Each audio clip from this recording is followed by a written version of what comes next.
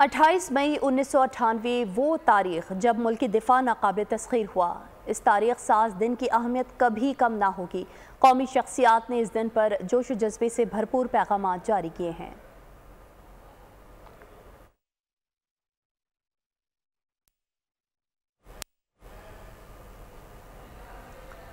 तो आपको बता रहे हैं 28 मई 1998 वो तारीख साज दिन है जब पाकिस्तान दुनिया की 7वीं एटमी ताकत बना है। हम यौम तकबीर के मौके पर साइंसदानों, अस्करी क़यादत और इस प्रोग्राम में शरीक तमाम लोगों को सलाम पेश करते हैं।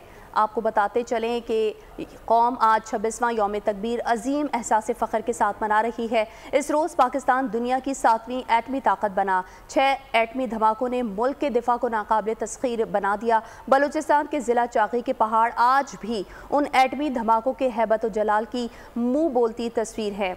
कौम आज 26वां यौम तकबीर अजीम एहसास फ़ख्र के साथ मना रही है।